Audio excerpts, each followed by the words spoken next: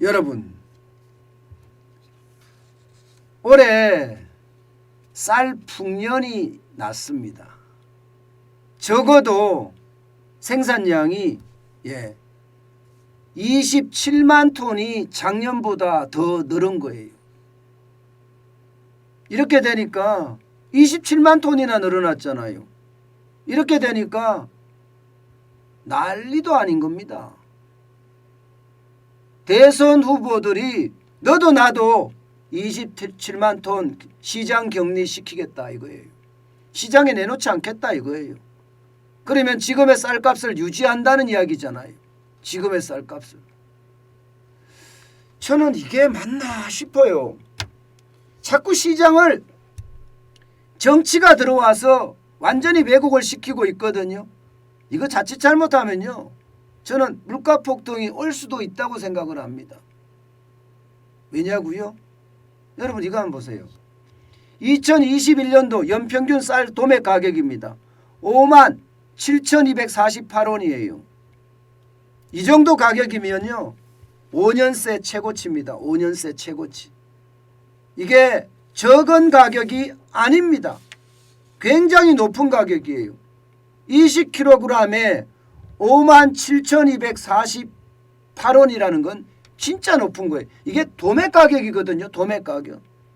소매 가격으로 내려가면 지금 쌀값이 누구 말 많다나 하늘 높은 줄 모른다 모르는 것처럼 올라간다 이렇게 이야기할 정도예요. 여러분 이거 한번 보세요. 2017년 쌀 도매 가격이 33,569원이었습니다. 제가 이때만 하더라도 말입니다. 국밥집을 할 때거든요.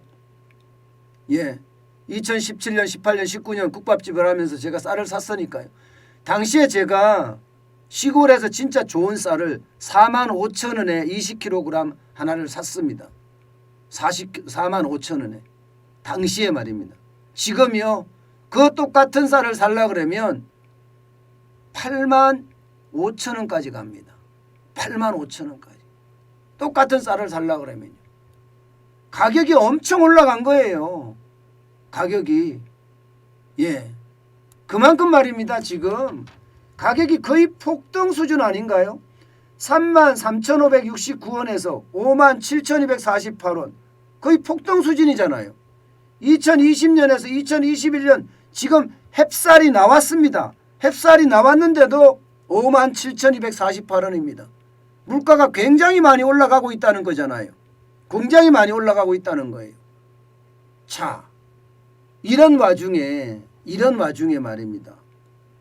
쌀이 적어도 한 27만 톤 이상 더 생산이 됐다고 시장 격리를 시킨다?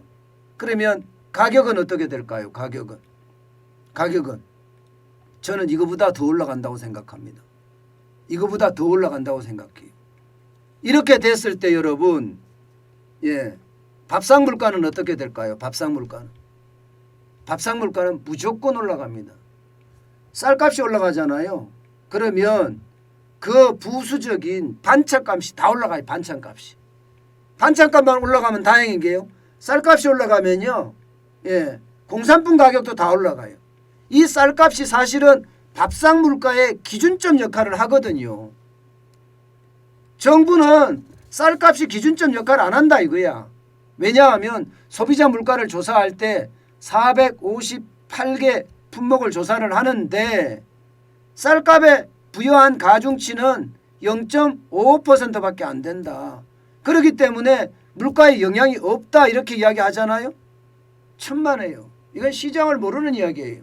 시장을 가보면 쌀값이 올라가면 덩달아 올라갑니다. 덩달아 다 올라갑니다. 여러분도 아실 거예요. 쌀집 옆에 뭐 양념가게집이 있어도 쌀값이 저렇게 올라가니까 양념값은 더 올려야 되겠네. 그렇게 생각할 수밖에 없는 거거든요. 그러니 풍년이 들었다고 이게 시장 격리를 한다는 자체가 결국은 쌀값을 다 올릴 수밖에 없어요. 여러분 이 그래프를 한번 보세요. 쌀값이 올라가니까 말이죠. 쌀값이 올라갔죠. 2017년 7월에서 2020년 10월까지 보면 쌀값이 쭉 올라가죠. 올라가니까 생활물가 지수가 계속 올라갑니다. 계속 올라가요. 쌀값이 생활물가, 쉽게 말하면 서민물가라고도 이야기할 수 있고 밥상물가라고 이야기할 수도 있는 게 같이 영향을 미친다는 뜻이에요. 이게 지표입니다. 이게 지표를 가지고 이야기를 하면 실제로 이렇게 된다는 이야기예요. 그러면 안 그래도 지금 물가가 높잖아요. 물가가 엄청 높습니다. 예, 밥상물가가 5%예요. 5% 난리도 아닙니다. OECD 국가 중에 5번째로 올라가고 있어요. 터키, 콜롬비아, 호주, 멕시코 다음에 대한민국입니다. 예, 5번째로. 결국 이렇게 되면 쌀값이 올라가게 되고 쌀값이 올라가면 물가 폭등이 일어날 수밖에 저는 없다고 생각합니다. 저는 이런 걸 보면서 말입니다. 뭐 농민이야. 저도 농부의 아들이니까 쌀값 올라가는 거 좋습니다. 그렇지만 쌀값이 올라가고 나머지 부수적인 것까지 다 올라가면 내가 또 사 먹어야 되는 거에 대한 것은 가격을 더 주고 해야 돼. 더 주고. 예. 농민이라고 해서 공산품을 다 생산하는 건 아니잖아요. 그러면 농민 입장에서도 소비자 물가가 올라가면 충격을 받습니다. 쌀값이 올라가면 같이 충격을 받아요. 그런데도 말입니다. 예, 경제가 정치를 덮었다고 제가 말씀을 드렸잖아요. 경제가 정치를 덮었는 것처럼 최악으로 가는 겁니다. 이게 대선 후보들이 너도 나도 시장 격리해야 된다고 이야기를 하니까 그 시장 격리에 다 한마디씩 보탠 거예요. 그러다 보니까 쌀값도 이제 시장 경제 원리가 작동되는 게 아니에요. 이 쌀값에도 결국 말입니다. 정치적 입김이 더 작용을 하고 있다는 겁니다. 결국 기획재정부, 농림수산식품부 이런 데가 왜 있나 싶어요. 그냥 청와대 하명으로 모든 걸 하든가 그렇지 않으면 이재명 하명으로 그냥 다 하든가. 지금까지 뭐라 그랬습니까? 물가가 많이 올라가니까 기획재정부는 지금까지 물가 안정 TF팀을 구축을 한다. 계란값을 떨어뜨리겠다. 쌀값을 반드시 잡겠다. 진짜 쇼를 다 했습니다. 물가 안정 TF팀도 구성을 하고요. 물가 책임제라면서 각 부서별로 적어도 설날 앞두고 17개 품목에 대해서는 가격을 집중 관리하겠다면서 그야말로 온갖 대책을 다 발표했어요. 17개 품목 중에 쌀, 배추, 무, 달걀 다 들어갑니다. 그런데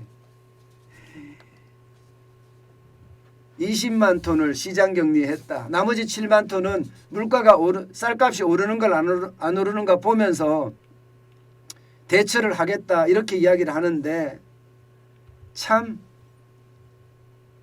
세상이 웃을 일입니다. 아니 좀 더 심하게 속아 웃을 일입니다. 어떻게 이게 행정부라는 사람들이 권력의 개노릇을 하는지 참 답답할 뿐이에요. 국민은 안중에도 없습니다. 국민은 정치적 중립을 지켜야 되는 행정부가 대선 후보들의 입김에 따라서 정책이 왔다 갔다 물가 잡는다고 그 쇼를 다 해놓고도 또 물가를 올리려고 장난을 한다. 저는 참 답답하다 생각해요. 그런데 여러분 저는요 이런 걸 보면서 이게 쇼를 하잖아요. 역풍이 불 수도 있습니다. 안 그래도 지금 물가가 엄청 올라가는 상태이기 때문에 게다가 국제유가가 지금 장난 아니게 또 올라갔습니다. WTI가 76달러, 배럴당 76달러까지 올라갔죠. 그러면 물가 감당 못할 수도 있어요. 그러면 역풍이 불 수도 있다는 건 왜 모를까요? 저는 농민에게 쌀값을 올려준다. 좋은 이야기예요.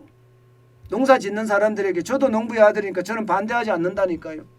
그렇지만 시장이라는 게 있어요. 시장.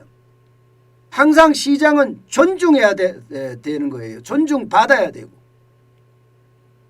이게 시장을 망가뜨리면 지금 일자리가 뿌개진 거 있잖아요. 일자리가 완전히 망가졌잖아요. 일자리가 망가진 게 바로 시장을 무시했기 때문이에요. 시장은 수요자와 공급자만 있을 뿐입니다. 수요가 많으면 가격이 올라가서 결정이 되고요. 공급이 많으면 가격이 내려가서 결정이 된다. 이게 시장이에요. 지금 문재인 정부처럼 내가 시장의 참여자야 하며 정부가 나서서 가타부타 하는 것은요, 시장 경제를 망치는 일이라 저는 그렇게 생각합니다. 결국 쌀값을 이렇게 인위적으로 하잖아요. 물가 폭등 감당 안 돼서 저는 역풍을 맞을 수도 있다고 생각을 합니다. 그만큼 정치가 경제를 덮고 있는데 언젠가는 경제의 반란이 일어날 수도 있다. 이런 얘기입니다.